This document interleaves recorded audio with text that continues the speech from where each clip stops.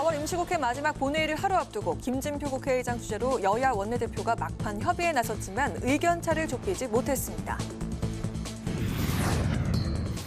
법제사법위원회는 오늘 전체 회의를 열고 지방세법 개정안 등 전세사기 대책 관련 법안들을 의결했습니다. 전세사기 피해 지원을 위한 특별법은 내일 발의될 예정입니다. 김진표 의장과 한덕수 총리가 국내외 인사를 초청해 한미동맹 70주년을 축하하고 미래발전을 기약했습니다. 김 의장은 양국의 공동 번영을 위한 동맹관계 확대와 한미의원연맹 구성 필요성을 강조했습니다. 전직 의원들의 시각으로 정치권 핵심 이슈를 풀어보는 여의도 정치회전. 오늘 밤 한미 정상회담 이후 발표될 해구산 강화 별도 문건의 내용을 비롯해 경제 안보 분야 성과를 전망해보고 돈봉투 의혹과 관련해 피의자 신분으로 전환된 송영길 전 대표 수사 방향을 예측해보겠습니다.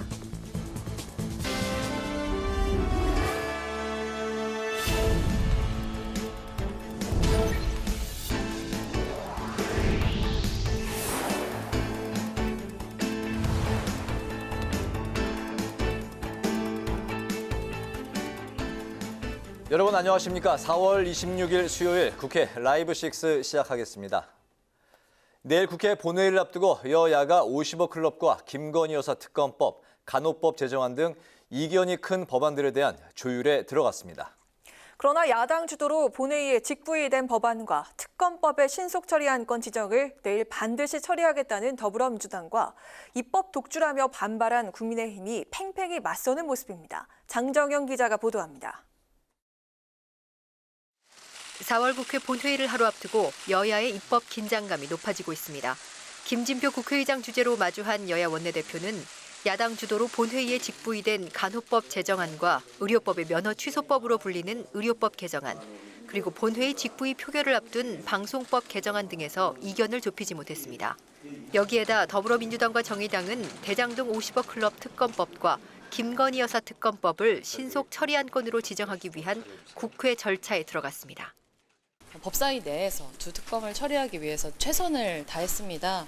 하지만 국민의힘에서 법사위 정상적인 처리 절차 내에서 더 이상 실질적으로 추진할 수 있다는 그런 아무런 의지를 확인할 수 없는 그런 모습을 보여주셨기 때문에 불가피하게 내일 본회의에서 이 안건이 상정되어서 처리될 때도 182명 이상이 찬성해서 부디 가결되고 또 그런 결과로 국회법이 정한 것처럼 180일 이내에 법제사법위원회 심사를 마치고 본회의에서 처리될 수 있기를 고대하고 희망합니다. 신속 처리 안건 지정을 위해서는 내일 본회의에서 180석 이상의 동의가 필요한 만큼 두 야당의 공조는 필수적인 상황. 국민의힘은 두 야당이 입법 거래라고 반발했습니다. 쌍특검법은 민주당이 정의당과 노랑 봉투법을 두고 입법 거래한 작품입니다.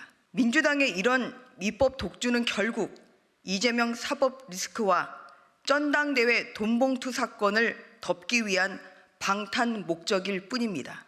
여야는 일단 내일 본회의 전까지 안건 협의를 계속 이어갈 예정인데 최종 협상이 결렬돼 야당이 내일 본회의에서 간호법 제정안 등 법안을 강행 처리하면 여당은 윤석열 대통령에게 제2요구권 행사를 건의해 입법 저지에 나설 것으로 전망됩니다. 국회방송 장정현입니다. 정치권이 전세 사기 대책 마련에 고심하고 있는 가운데 주택이 경매에 넘어갔을 때 전세 보증금을 지방세보다 우선 변제하는 법안이 국회 법제사법위원회에서 처리됐습니다. 공공이 주택을 매입해 피해자에게 임대해주는 정부 여당의 전세 사기 특별법은 내일 발의될 전망입니다. 보도에 태훈영 기자입니다. 전세 사기 피해 대책 법안으로 어제 상임위에서 합의 처리된 지방세 기본법 개정안이 법제사법위원회 문턱을 넘었습니다. 주택이 경매나 공매에 넘어갔을 때 집주인에게 부과된 지방세보다 전세 보증금을 먼저 변제하도록 하는 법안입니다.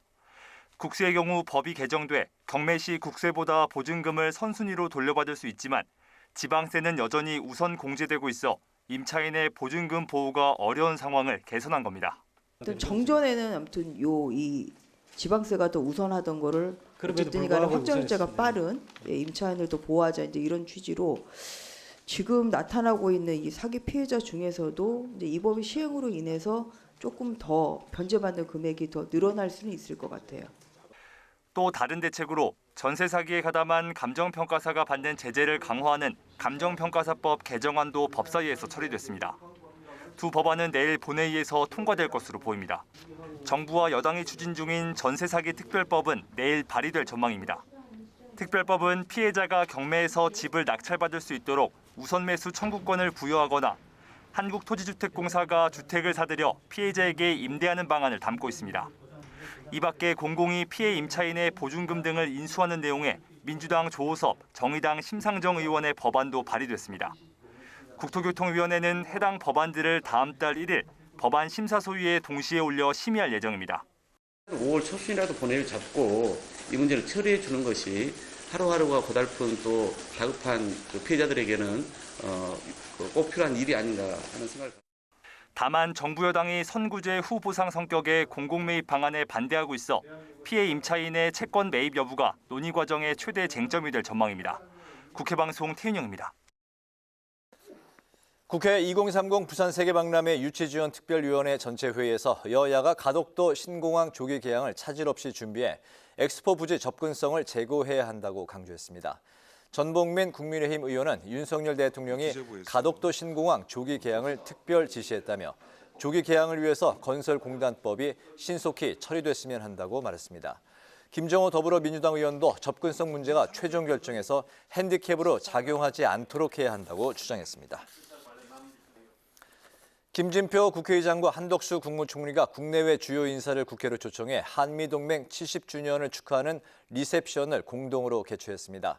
김진표 국회의장은 축사를 통해 지난 2월 국회가 채택한 한미동맹 70주년 기념 결의안을 언급하며 양국의 공동 번영을 위해 동맹 관계를 확대 발전해 나가자고 강조했습니다. 김 의장은 또 한미동맹의 역사와 중요성에 걸맞는 새로운 의회 외교 틀로 한미의원연맹 구성 등의 필요성도 역설했습니다. 오늘 리셉션에는 사부 요인과 여야 지도부, 주한 미국 대사 대리 등 한미 양국 정관계 인사 250여 명이 참석했습니다.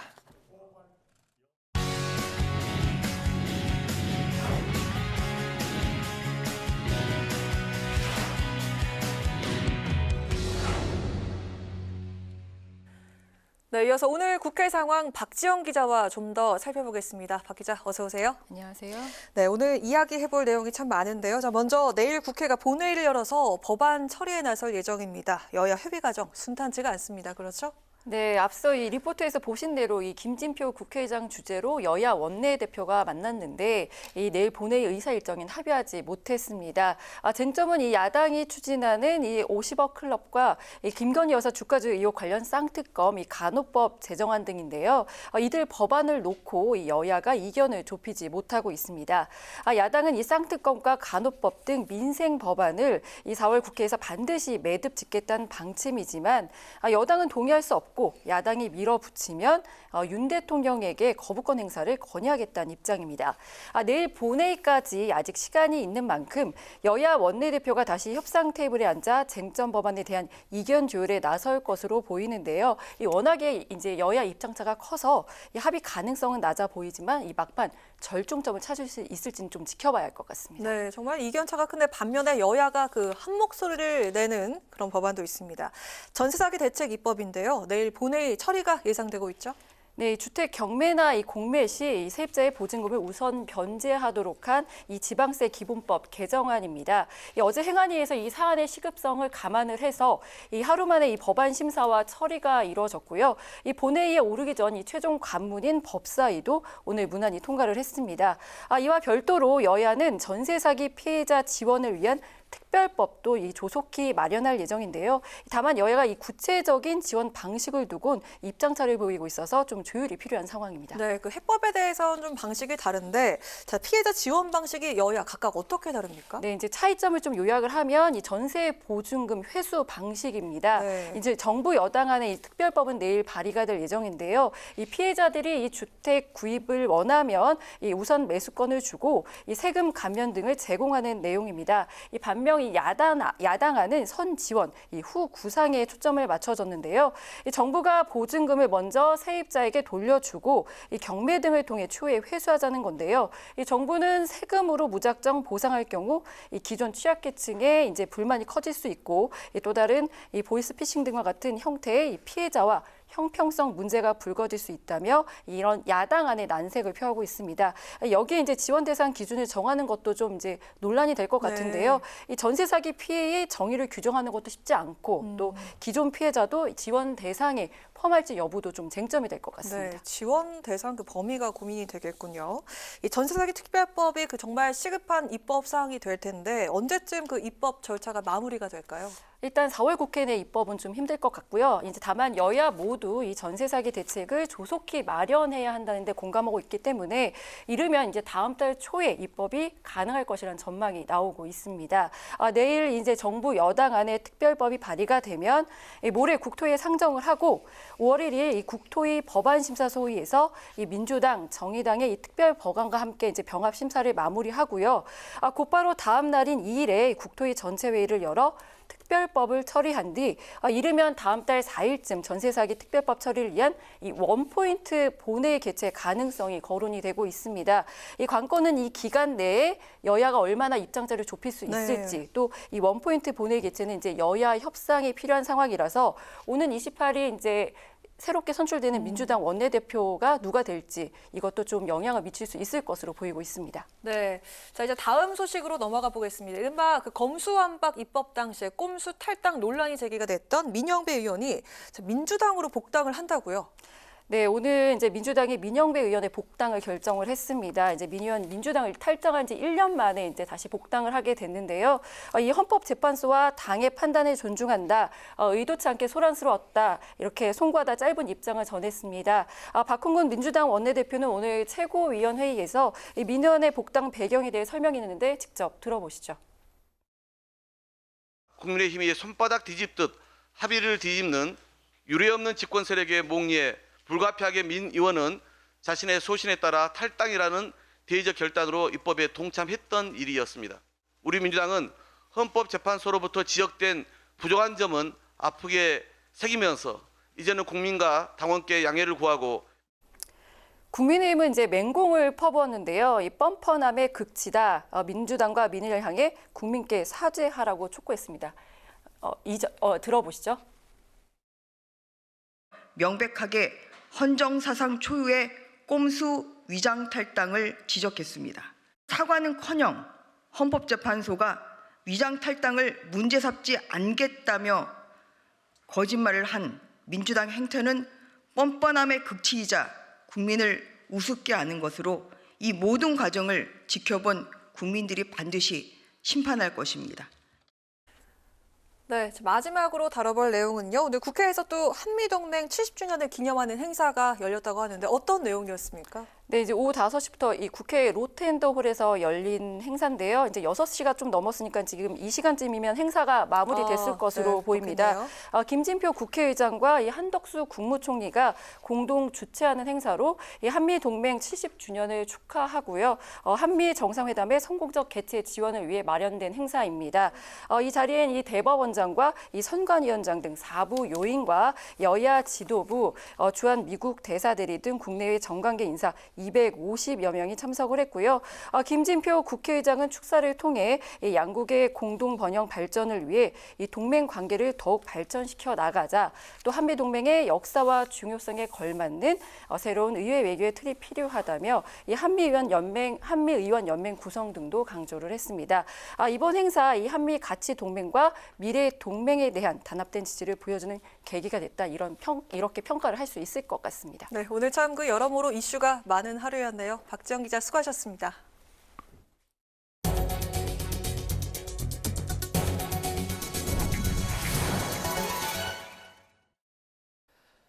국회 정치개혁특별위원회가 국회의원 선거제도 개혁을 위한 전문가 설문조사 수행업체로 KSOI 한국사회여론연구소를 선정했습니다. 정계특위 관계자는 용역 입찰 공고를 통해 이같이 낙찰됐다고 밝혔습니다.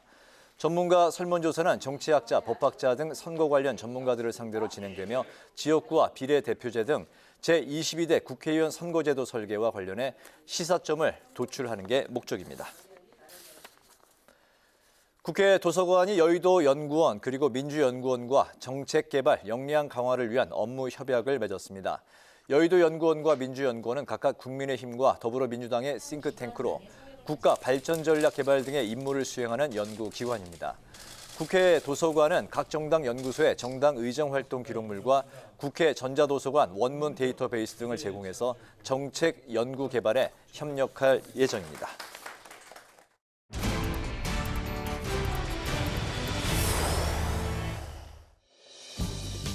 (4월 26일) 정치권의 뜨거운 말말말 강아랑의 정치톡 시작하겠습니다. 오늘 첫 번째 정치톡은 흥행의 매지션입니다. 미국을 국빈 방문 중인 윤석열 대통령이 글로벌 온라인 동영상 서비스인 넷플릭스로부터 대규모 투자를 유치했죠. 진행 상황이 김건희 여사에게도 보고가 된 것으로 전해졌습니다. 이를 두고 최영두 국민의힘 의원은 이렇게 말했습니다. 김건희 여사가 우리 언론이라든가 우리 야당에서는 너무 사실을 모르는데 대통령과 결혼하기 전에 공연 전시업계에서는 대단한 신성이었습니다. 로크스리라든가 대한민국의 공연 전시계를 신기원을 이룩할 만큼 큰 기록을 세웠던 전문가거든요. 흥행의 어떤 매지션이라고 할 만한 평가를 받던 분입니다. 대통령실 관계자 투자 유치 막전 마쿠 과정을 공개하면서 윤 대통령과 서렌도스 CEO가 중간에 편지도 주고받았다고 전했는데요. 그러면서 윤 대통령은 물론이고 문화 콘텐츠에 각별한 관심을 보여온 김 여사도 함께 조력했다는 설명을 덧붙였습니다. 이를 두고 야당에선 비판의 목소리를 높이고 있습니다.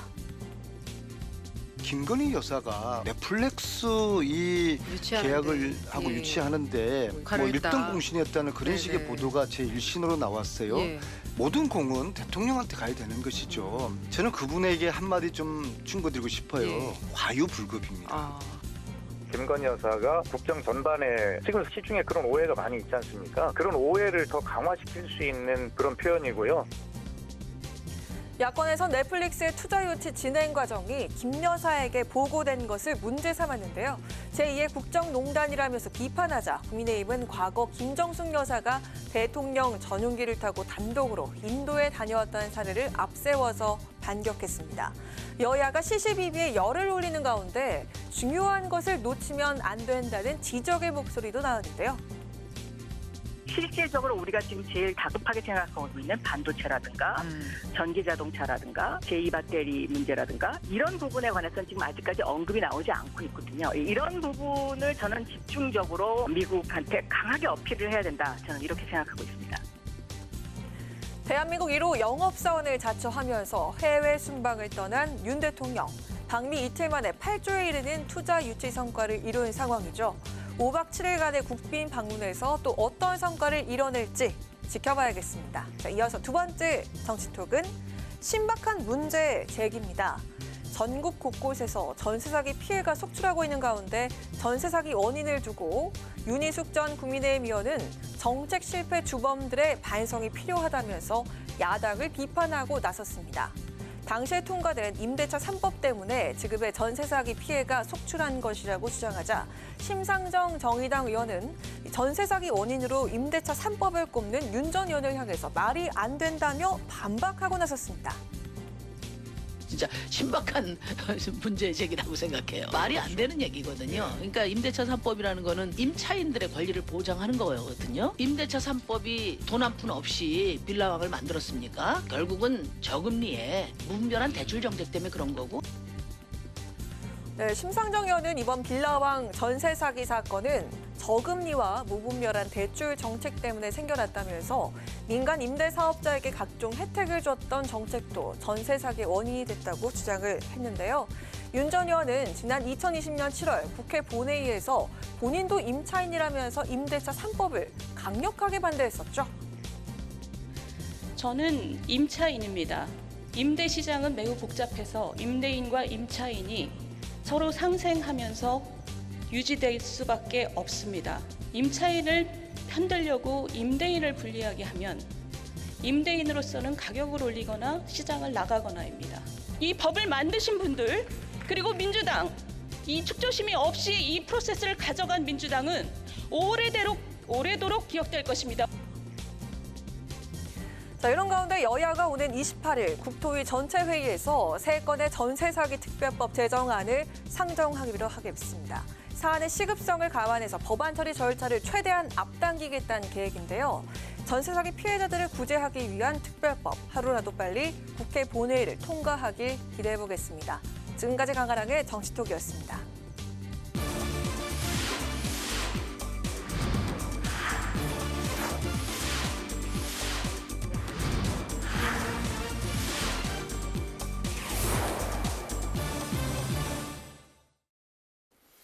네, 여야 전직 의원과 함께 정치권의 가장 뜨거운 이슈에 대해서 양측의 이야기를 들어보는 여의도 정치 외전 시간입니다. 오늘도 신경민 전 더불어민주당 의원, 신성범 전 새누리당 의원 두 분 모셨습니다. 어서 오십시오. 안녕하세요. 안녕하세요. 네. 미국을 국빈 방문 중인 윤석열 대통령이 미국의 이제 바이든 대통령과 친교 시간도 갖고 또 선물도 서로 이제 주고받았습니다. 우리 측에서 받은 건 야구 용품. 대통령이 이제 야구를 이제 사랑하고 올해 이제 그 프로야구 개막전에서 뭐 역대급 뭐 돌직구를 던졌다. 그게 이제 미국에까지 알려진 모양입니다. 야구 용품 선물을 받았고 또 우리 측은 달 항아리를 이제 선물하고 화기애애한 분위기 가운데 오늘 드디어 오늘 밤에 한미 정상회담 뒤에 확장 억제 방안을 담은 공동 성명이 발표될 예정인데 북한이 이제 핵 위협할 시에 미국이 핵 자산을 제공하는 확장 억제 강화 방안이 명문화될 것으로 지금 전해지고 있습니다. 한일 관계도 좀 미국이 원하는 쪽으로 좀 풀어왔고 했기 때문에 이번에 과연 그 미국의 선물 보따리 정상회담에서 어떤 그 선물이 좀 나올지 좀 기대가 좀 큰 상황으로 봐야 될까요? 어떻습니까? 안보 관련이 역시 관심도 있고요. 네. 또 미국이 확실하게 줄 수 있는 그런 항목이죠. 근데 지금 핵과 관련해서 국내적으로는 뭐 핵무장부터 시작해서 전술핵 재배치 문제 그리고 확장 억제 강화 방안인데 네. 앞에 두 개는 우리의 현실로 봐서 핵무장은 뭐 그건 불가능한 얘기고 전술핵 배치는 우리 사정도 있지만은 미국 사정으로 봐서 전술 핵무기가 지금 유럽에 가 있는 것 정도 수준이지 그 전술핵 무기의 숫자가 그렇게 많지 않습니다. 네. 그러니까 유럽에는 배치가 돼 있습니다만은 미국에 배치하고 있는 것 외에 아시아 쪽에 전술핵을 배치하는 것이 현실적으로 어렵습니다.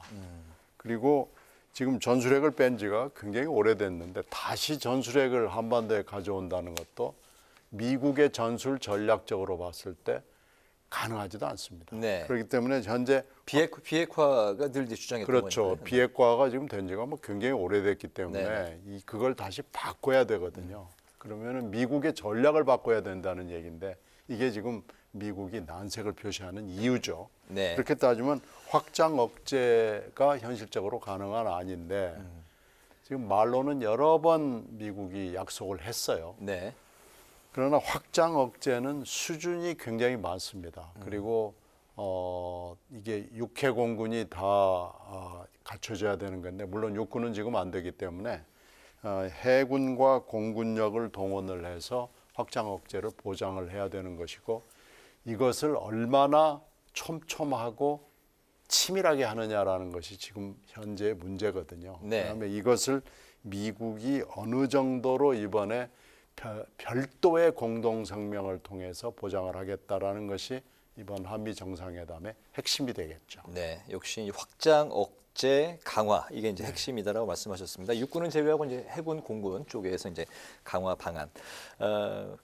뭐 그 관련한 그 말씀 포함해서 좀 우리가 좀 얻을 수 있는 게 어떤 게 있습니까?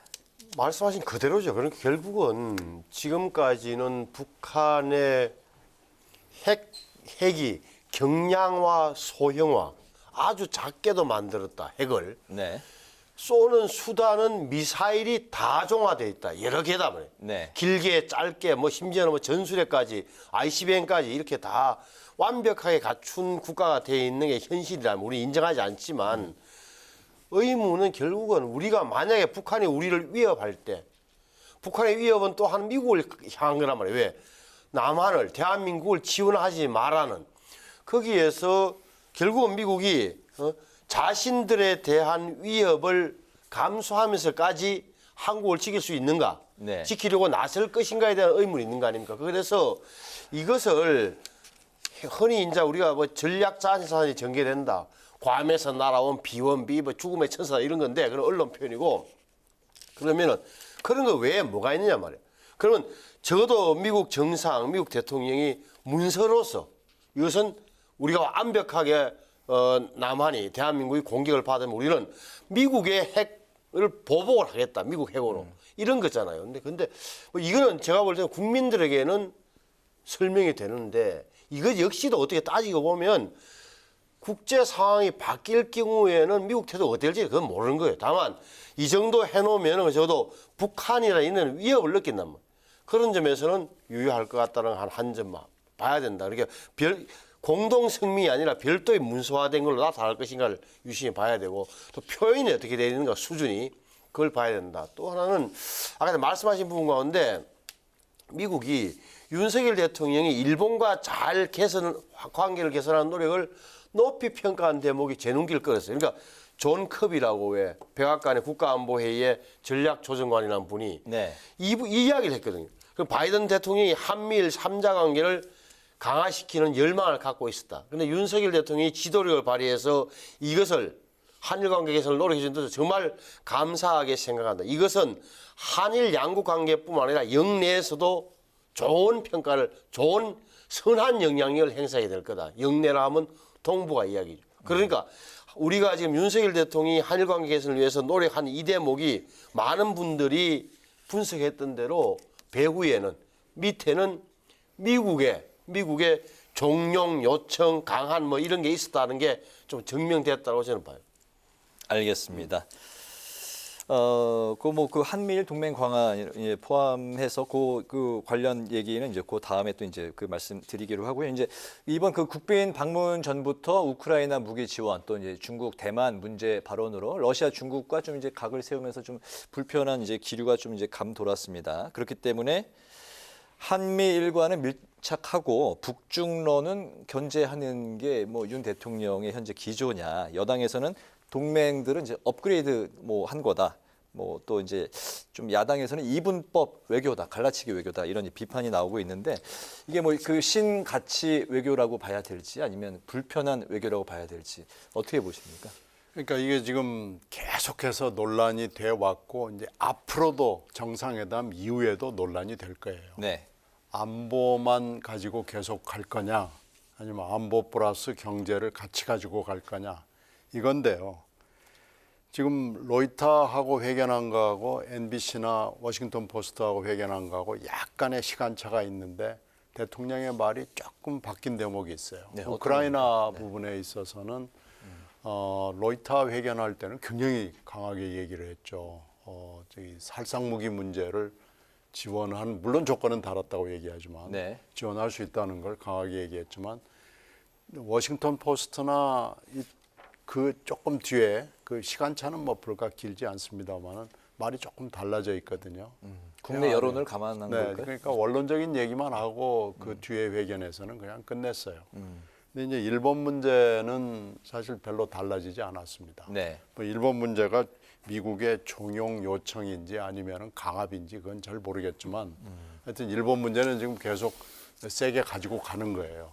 그런데 우리가 미국으로부터의 압박과 압력을 받죠. 그 뭐 겉으로는 종용이고 요청이고 뭐 이렇게 근사하게 표현은 돼 있습니다만은 그럼에도 불구하고 우리가 전략적 모호성을 계속해서 유지하는 이유는 외교에 있어서 다양한 측면을 고려해서 그러는 거거든요. 근데 지금 대통령이 돌직구를 계속해서 던진단 말이에요. 과연 이게 대한민국의 대통령으로서 맞는 태도냐, 맞는 표현법이냐 하는 것은 여전히 문제로 남는 거고요. 이게 결국은 온 나라를 두 쪽으로 딱 짜게 놓는 겁니다. 지금까지 이 역대 대통령들이 그것이 국힘당 출신이건 민주당 출신이건 간에 유지해왔던 외교적 모호성, 전략적 모호성이 있는데 네. 이걸 지금 윤 대통령이 깬 거거든요.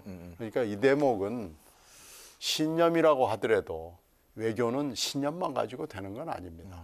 좀 신중하게 생각하고 정말로 한번 이렇게 나는 가보겠다라고 그러면 닥트린으로 선언을 하는 수밖에 없죠. 그런데 과연 분단국가로서 또 개방형의 통상산업국가의 대통령으로서 맞는지는 심각하게 고려를 해보고 결정하라는 거죠. 네, 외교에 이제 실리가 있고 얻는 게 있으면 잃는 것도 있을 텐데 현재 그 외교 기조는 동맹 강화보다는 좀 이렇게 불안한 기조로 이어지고 있다라고 말씀을 하시는 건가요? 그렇죠. 예, 알겠습니다. 지금 말씀하신 부분이 뭐 틀린 말은 틀린 분석과 평가는 아닌데 과연 그러니까 우리가 지금까지 해왔던 이른바 전략적 모호성 내지 이런 걸 계속 유지할 수 있는 환경인가? 그러면 좋겠는데. 네. 그러면 좋겠는데. 중국, 러시아하고도 잘 지내고 거기서 수출도 많이 하고 경제는 거기서 이익은 가져오고 안보는 미국을 따라가는 내지는 미국에 도움을 하는 이런 형식이라면 국민들도 뭐 다들 좋을 텐데 그런 상황인 저는 이제 지점을 지났다. 그 지점이라는 게 왜 지났느냐? 물론 러시아가 우크라이나를 침략한 것. 중국이 또 무력을 써서라도 대만을 통일하겠다고 공언하고 나서서 저렇게 무력 시위를 하고 있는 이 대목에서 모든 전 세계 국가가 대한민국 입장이 뭐냐. 미국도 마찬가지. 미국도 우리한테 묻는다. 이 지점에서 그러니까 대통령이 완곡하지만 가정화법을 쓰지만 이런 경우에는 우리는 자유진영에 완벽하게 서겠다는 그걸 표현한 거죠. 근데 이 대목이 현실적으로 중국과 러시아하고 쉽게 해서 우리한테 보복하는 것 아니냐 뭐 이런 이야기인데 돌이켜보면 문재인 정부 말기에 2021년도에 문재인 대통령과 현재 바이든 대통령이 공동성명을 냈을 때 대만 해협에서의 항해 자유론 이런 표현에 대해서도 당시 중국은 외교부 대개변인이 지금보다 수위는 약하지만 강하게 반박한 적이 있어요. 그러니까 네. 중국은 본능적으로 대만 이야기만 대만 해협 이야기만 양안만 문제가 우리 대한민국 문제 삼으면 계속적으로 문제 제기를 했던 거예요. 이 대목도 잊어서는 안 된다. 그러니까 중국의 어떻게 보면 습관성 우리 대한민국 길들이기적 요소도 있다라고 저는 보여지고 러시아의 반응은 뭐 원론이니까 가정이라면 공격한다면 또 대량 살상을 한다면 우리가 무기를 제공할 수밖에 없을 거다. 러시아는 무기를 제공하면 러시아에 대한 적대 행위로 간주하겠다. 이런 뭐 서로 똑같은 이야기 아니겠나 싶어요.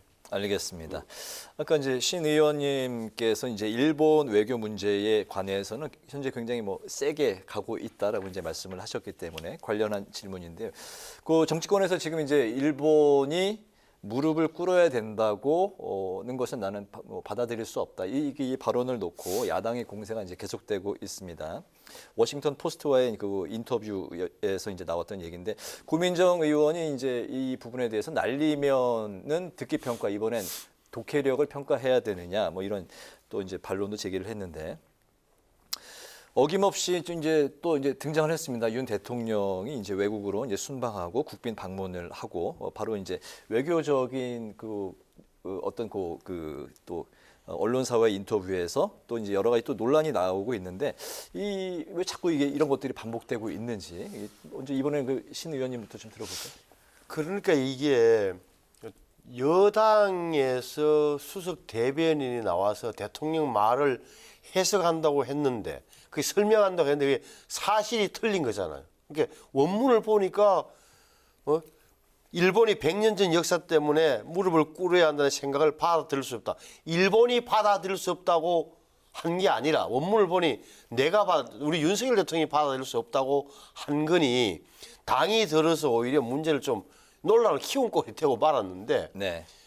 이게 왜 제가 보기에는 아마 우리 당의 대변인도 용산 대통령실에서 아마 축약본을 받아서 이렇게 읽으면서 이런 말을 했을 리가 없다고 생각하다 보니까 일본이 못 받아줄 거라고 판단했던 것 같아요. 근데 착오였던 건데 바로 뭐 또 사과도 했더군요. 사과는 했는데 좀 모양이 좀 이상하잖아요. 당의 그 대변인이. 저는 뭐 이런 일 없었어야 된다고 보고. 그러면 대통령의 표현도 너무 나간 거잖아요.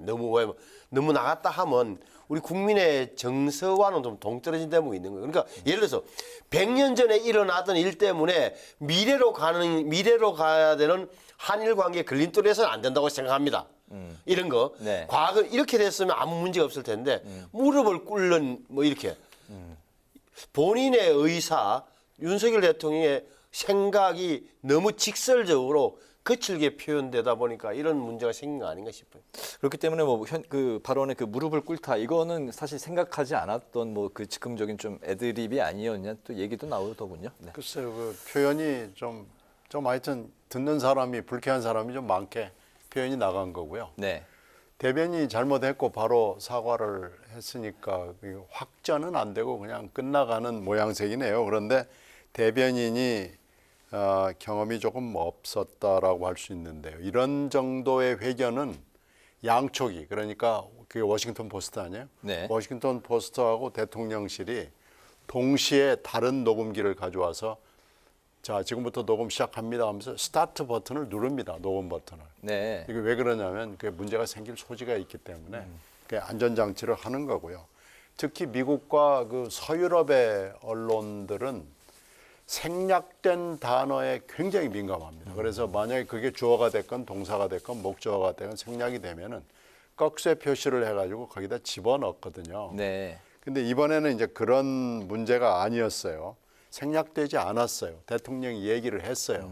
그런데 생략됐다고 대변인이 잘못 주장을 한 거죠. 네. 그러니까 명백한 잘못을 한 거고요. 사과한 건 잘 됐습니다. 이렇게 해서 확전을 막은 건 잘했는데 공교롭게도 이거 하나는 지적을 해야 돼요. 이 기자가 미셸 리라는 기자가 교포이긴 한데 미국에서 훈련을 받은 사람입니다. 그런데 취임 회견을 할 때도 이 기자의 질문 때문에 한번 소동을 겪었거든요. 근데 이번에 또 소동을 겪었어요. 그런데 그때도 결국은 뭐 설왕설래가 있었습니다만 이 기자가 훈련을 받은 대로 굉장히 정확하게 질문했고 정확하게 기사를 썼습니다. 네. 그러니까 미셸 리 기자가 얼마나 정확한 사람이고 미국에서 언론인으로서 훈련을 받았나라는 게 입증이 됐기 때문에 특히 미국 언론, 서유럽의 언론한테 시비를 걸려면 다시 한번 확인을 하고 그렇게 해야 된다는 걸 이번에 또 배운 거죠. 우리 언론에서 훈련받은 기자들은 어떻습니까? 우리도 뭐 팩트를 굉장히 정확하게 쓰라고 얘기를 하는데요. 특히 미국 언론은 그 쿼테이션 그러니까 인용부호를 쓸 때는 굉장히 정확하게 하도록 훈련을 받고 단어 하나도 그 쿼테이션 인용부호 안에다가는 본인이 쓰지 않는 얘기를 쓸 수가 없습니다. 네. 이것은 언론 윤리에 어긋나는 일이고요. 방송에서도 그렇게 합니다. 미국 방송은 보면은 아무개가 인용부호 열고 이렇게 말했습니다 하고 인용부호 닫고 그렇게 보도를 합니다. 그렇다면 그건 하물며, 우리 언론이 배워야 될 텐데. 하물며 주어처럼 중요한 부분은 또 더 확실하게 그 문장을 쓰겠네요. 그럼요. 굉장히 확실하게 하죠. 알겠습니다. 자, 이제 한미 그 정상회담이 이제 오늘 밤에 있는데 또 어떤 이야기들이 나올지 이제 주목을 해야 될 것 같고 이제 국내 정치 문제로 한번 살펴보겠습니다. 국내 정치 문제로 돌아오면 그 민주당에 대해서 이제 할 이슈들이 이제 많이 있는데 먼저 그 돈봉투 의혹의 핵심인 송영길 전 대표가 출국 금지 조치와 함께 피의자 신분으로 지금 바뀐 상황입니다. 이번 주 검찰 출석은 이제 무산이 됐지만 또 현재 그 혐의 입증에 그 필요한 그런 직접적인 증거는 나오지 않은 상황인데 앞으로 이제 송영길 전 대표의 운명 또 앞으로 이제 검찰 수사가 이제 어떻게 진행이 될지 검찰이 과연 송영길 전 대표는 현재 자신의 혐의에 대해서 직접적인 관련에 대해서 이제 부인하고 있는 상황인데 검찰이 이 부분을 밝혀낼 수 있을지 신성범 의원님은 어떻게 보십니까? 우선 송영길 전 대표가 그렇게 선제적으로 내가 검찰에 나 가겠다 이런 입장을 밝혔다 그래요. 그러니까 검찰에서 일정대로 기다리세요. 우리가 부르면 나오세요 이렇게 된 모양인데 그래도 모양새는 이상하다. 다시 말하면 지금 그 본인이 검찰에 가서 조사받겠다고 간들 검찰 조사도 안 해줄 거 뻔히 알면서 저렇게 왜 저렇게 이야기를 했을까? 지금 검찰 입장은 물어볼 질문지조차 못 만들고 있을 텐데 네. 따라서 이거는 뭐 기다려봐야 된다는 말씀을 들 수밖에 없고 결국은 뭐 돈말이 나는 사람, 전달한 사람, 또 보좌관들, 또 받았다는 사람 쭉 조사한 다음에 송영길 전 대표를 수사하지 않겠습니까? 그럼 그래야 물어볼 게 생길 테고 다만 어떻게 해야 될까? 이거는 뭐 검찰 수사가 어디까지 진행되는지를 알아야 되는데 잘 모르겠어요. 오히려 관심사는 이른바 이정근 씨하고 강내구 사이에 있었다는 9천 몇백만 원 이게 여기에만 머물 건지 오히려 제3자 눈에 볼 때는 네. 다른 쪽으로 번지는 건지 예를 들어서 뭐 다른 거 또 돈이 나온다니 이런 게 아닌가 싶은데 검찰 수사 내용을 모르는 입장에서는 뭐라고 말씀드리기는 어렵네요. 네네. 아직 뭐 그 소환도 되지 않고 이제 수사도 받지 않은 상황에서 이제 뭐 송 전 대표에 대한 앞으로 이제 향후 뭐 그 전망을 하기는 좀 쉽지는 않은 상황인 것 같습니다. 쉽지 않죠. 이게 얼마나 쉽지 않냐면은 뇌물 범죄하고 이 성범죄가 굉장히 은밀하게 일어나기 때문에 검경이 수사하기 굉장히 어렵습니다. 그 네. 예 중에 하나가 2008년도에 지금 우리가 계속 얘기하고 있는 박희태 돈봉투 사건. 그때 고승덕 의원이 300만 원 돈봉투를 흔들었거든요. 근데 박희태 그 당시 대표의 계좌를 확인했더니 2억 가까운 돈이 인출이 된 거예요. 그리고 정황이 있는 거죠. 그걸 300만 원으로 쫙 나눠가지고 굉장히 많은 사람들한테 나눠준 거 아니겠어요? 네. 근데 결국 검찰이 밝혀낸 건 300만 원밖에 밝혀내지 못했습니다. 그런 걸로 봐서 이번에도 돈의 유입과 돈의 분배, 인풋, 아웃풋이 어떻게 됐는지 이걸 확정하는 것이 쉽지는 않을 거다라는 거죠. 알겠습니다. 그 송 전 대표는 이제 탈당계를 이제 어제 제출을 했는데 그렇다면 이제 윤관석, 이성만 의원은 앞으로 이제 거취를 좀 어떻게 가져가야 될지 좀 어떻게 생각하십니까? 지금 민주당에서 왜 저렇게 손을 못 대고 있을까? 저는 그도 말씀드린 자체 조사를 왜 안 할까? 이런 부분은 뭐 이재명 대표의 생각도 투영돼 있을 때고 또 하나는 이런 사안은 이런 흐름과 정치 이런 지형 당시의 상황을 잘 아는 당에서 조사하기 시작하면은 끊임없이 나오는 거예요. 이거는 숨길 수가 없는 거예요. 왜? 네. 그 당시에 풍토, 사람과 인간관계, 인맥을 다 알기 때문에 당에서 조사하면 다 나와야 돼요.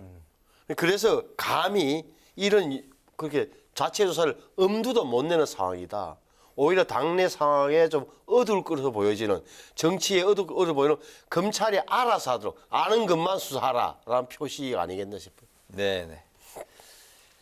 예, 신경민 의원님. 글쎄, 기본 대책 기구는 그럼에도 불구하고 필요하죠. 조사를 하건 안 하건 간에 대책은 일단 생각을 해야 되니까요. 그러니까 관련자가 문제가 됐을 때 어떻게 처리할 것이냐, 네. 그리고 체포동의안이 복수로 왔을 때 어떻게 할 것이냐 이런 대책은 마련을 해야 되고 특히 가장 급한 건 함구령입니다. 지금 쓸데없이 계속 여러 의원들이 얘기를 하고 뭐 찬송가를 부르는 박지원, 김민석 같은 사람이 나오지 않느냐 하면 이재명 대표 자체가 지금 쓸데없는 얘기를 하고 다니는 거거든요. 박순자는요, 뭐 김연아는요 이러면서 굉장히 가벼운 그 얘기를 하고 있기 때문에 함구령 내려야 되고요. 개혁 방안을 다룰 방향도 결정을 해야 되는데 지금 이렇게 아무것도 안 하고 영길이 형 돌아오세요 해서 영길이 형 돌아왔습니다. 뭐 이러고 있는 것은 지금 당으로서 잘못 가고 있는 겁니다. 이런 표현도 나오더군요. 집이 이제 불났는데 거기서 이제 뭐 고구마를 구워 먹는 사람이 있다. 뭐 이런 그 행태는 보이지 말아야 된다. 이제 그런 말씀이신 것 같습니다.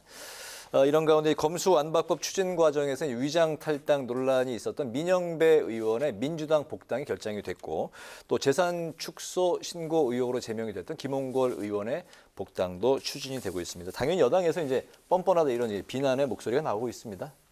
비난파들만 하잖아요. 그리고 민주당도 아마 이 정도 비난을 감수하고 복당을 시켰을 겁니다. 다시 돌아가 보면 당시에 위장 탈당, 꼼수 탈당 아니냐는 정말 뭐 당시 여당뿐만 아니라 언론에서 비판해서 민주당이 굉장히 황당한 대답을 많이 했었단 말이에요. 무슨 위장 탈당에 증거가 어디 있냐. 심지어 그런 싸움도 날 지경이었는데 네. 돌이켜보면 당에서 민영배 의원에게 시켜서 위장 탈당을 시켰고 시킨 이유는 3대 3인 안건조정위원회를 결국은 민영배는 무소속이 되니까 4대 2로 만들었단 말이에요. 4대 2로 만들어서 90일 동안 하도록 되어 있는 안건조정위원회를 단 17분 만에 돌파해가지고 검찰청법과 형사소송법 우리 허리하나 검수완박 법안을 통과시킨 거 아니에요. 네. 그 후로도 보면 그 후로 어떻게 됐습니까? 헌법재판소에서 이 부분 그러니까 이 위장 탈당에 대해서는 이거는 문제가 있다. 입법권의 침해다. 심의권 침해라고 5대4 헌법재판관 9명 중에 5대4로 이 문제에 대해서는 다수가 입법권 침해라고 헌재 결론을 내린 거예요. 그러면은 사실은 뭐 좀 약간의 좀 사과라도 하고 해야 되는데 그냥 굉장히 당에 공이 있는 사람처럼 다시 한번 그러니까 다시 우리가 안아야 되겠다. 선거 앞두고 하는 건데 뭐 국민들이 잊을 수도 있지만 글쎄요. 이게 쉽게 뭐랄까 좀 명분이 좀 많이 딸리는 건 사실이다. 이 정치판의 혼란기에 다 이렇게 복당을 시키는 거다. 그 이상 이하도 아니라고 저는 봐요.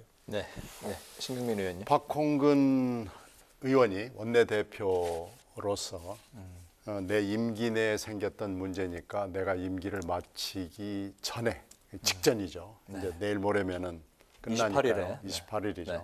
그러니까 이렇게 하겠다는 책임감의 발로로 보여요. 그런데 그 책임감의 발로는 좋아요. 그런데 금방 신 의원이 쭉 얘기하신 헌법재판소의 결정문에 지적된 명백한 그 부분이 있거든요.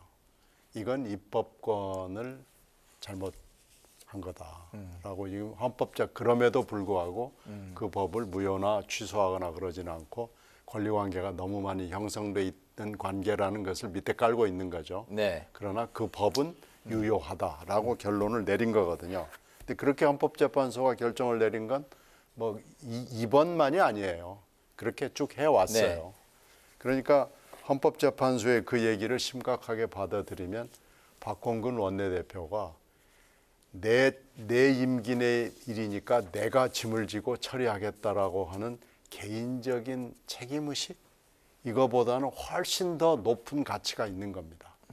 위법하고 위헌적 요소가 있다는 것을 알았으면 저는 이렇게 결정하면 안 된다고 봅니다. 네. 박홍근 의원이 소는 취하고 대는 버렸습니다. 박홍근 의원 그 발언에서 이제 관련해서 헌법재판소가 이제 문제시한 그 부분은 뭐 아프게 이제 앞으로 뭐 반성을 하겠다 뭐 그런 말씀을 하셨더군요. 네, 뭐 당연히 해야죠. 그런데 그건 그렇게 했으면은 조금 더 시간을 두고 이게 아직 지금 꼭 해야 될 사안은 아니거든요. 조금 더 있어도 됩니다. 네, 알겠습니다. 한편 그 국회가 내일 본회의를 앞두고 전운이 좀 감돌고 있습니다. 민주당과 정의당이 쌍특검법에 패스트트랙 지정에 이제 합의를 했고 지난번에 상정이 보류가 됐었던 간호법도 원안 처리대로 이제 방침을 이제 정했습니다.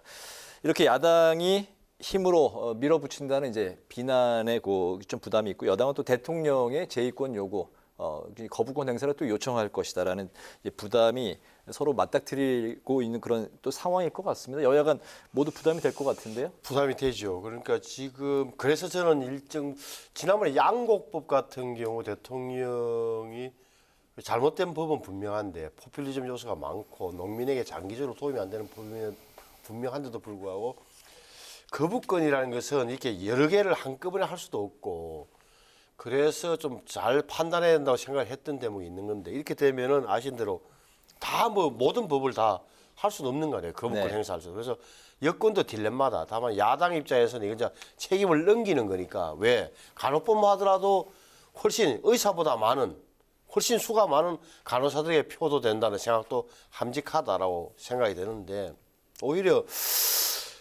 지금 그 김건희 여사 특검법 이 부분에 대해서는 저는 누차 이야기 말씀드린 바 있는데 이게 국민 정서에는 그래 맞아 뭐가 나왔다는데 왜 수사를 안 하는 거야. 야당의 주장에 굉장히 좀 국민들이 어떻게 보면 좀 휘둘린다 그럴까 그런 측면이 있는 거예요. 이재명 대표는 그렇게 많이 했는데 왜 수사 안 하냐고. 근데 이것도 보면 제가 관찰했고 경험했던 검찰의 논리로 본다면 적어도 거기 공범들 가운데 도이치모터스의 공범 주범인 권오수 사장 그다음에 거기에 종범이라는 뭐 주가 조작 선수들 심지어는 돈 된 사람들 여기에 전부 다 9명인가 되는 피해자 가운데 한두 사람이라도 우리가 김건희 당시 사장하고 사실은 짰다. 사실은 김건희 사장도 우리 다 내용을 알고 있었다. 한마디라도 나와주면 수사가 가능한 거예요. 불러서 소환이라도 야당 주장대로. 그런데 수사 과정 그 사람들에 대한 재판 과정에서 김건희는 이름이 하나도 안 나온 거예요. 나왔다는 것은 검찰의 이야기는 범죄 일람표에 나오는 김건희 씨 소유의 계좌가 이용됐다는 그 외에는 그렇다면 지금 검찰이나 그 전에 문재인 정부 때 검찰이나 중앙지검 수사팀에서 볼 때는 이게 김건희 여사를 부르면은 조사하면 몇 마디 물어보고는 아니라고 합니다. 종결 처리, 무혐의 처리를 할 수밖에 없는 그 상황에 있다고 저는 봐요. 지금도 네. 마찬가지고 그제는. 네. 따라서 지금 그 문제 때문에 조사를 하게 되면 무조건 무혐의 나오게 돼 있고 그게 겁이 나서 이게 그 정치적으로 큰 압박이 압력되고 아니면 여파가 겁이 나서 감히 결정을 못 내리고 있다고 보는 게 맞는 거 아니야. 이런 상황에서 특검으로 간다. 저는 뭐해서 특검이 새로운 걸 뭘 찾아낼 수가 생각이 하나 들고 그 전에 이미 대통령이 거부권을 행사할 게 너무 뻔한데 왜 정의당까지 나서서 다시 한번 이렇게 힘을 쏟느냐는 데서는 고개를 좀 갸우뚱거리는 대목이 있더라고 봐요. 네, 특검으로 이제 가더라도 그 전에 이제 또 이제 대통령 거부권을 넘어야 되는데 이것도 이제 어려운 상황이고 가더라도 이제 그 특검법의 실효성에 또 의문이 많이 가신다는 말씀이셨고요. 네. 저는 뭐 간호법 얘기를 하면은 간호법은 사실은 국민의힘 쪽에서 주도한 법안입니다. 그리고 대통령도 후보 시절에 약속을 했던 법안입니다. 네. 그러니까 지금 야당이 밀어붙인다는 그 측면만 자꾸 강조를 하는데 이 법의 필요성 그리고 이 법이 지금 얼마나 기묘하고 급박하냐 이거에 초점을 맞춰야지 야당이 찬성해서 밀어붙이는 법이다라는 것만 착안을 해가지고 거부권을 행사한다 그러면은요 아마 여당으로서 큰 패착에 봉착할 겁니다. 알겠습니다. 오늘 여의도 정치회전 이제 마칠 시간이 됐습니다. 오늘은 오늘 밤에 있을 한미 정상회담 그리고 돈봉투 의혹으로 출국 금지된 송영길 민주당 전 대표 그리고 쌍특검 간호법으로 여야 간 본격 충돌이 예상된다는 이야기를 중심으로 살펴봤습니다. 지금까지 신경민 전 더불어민주당 의원, 신성범 전 새누리당 의원 두 분과 함께했습니다. 오늘도 말씀 잘 들었습니다. 감사합니다. 네, 감사합니다. 네, 오늘 국회 라이브 6도 여기서 마치겠습니다. 시청해 주신 여러분 고맙습니다.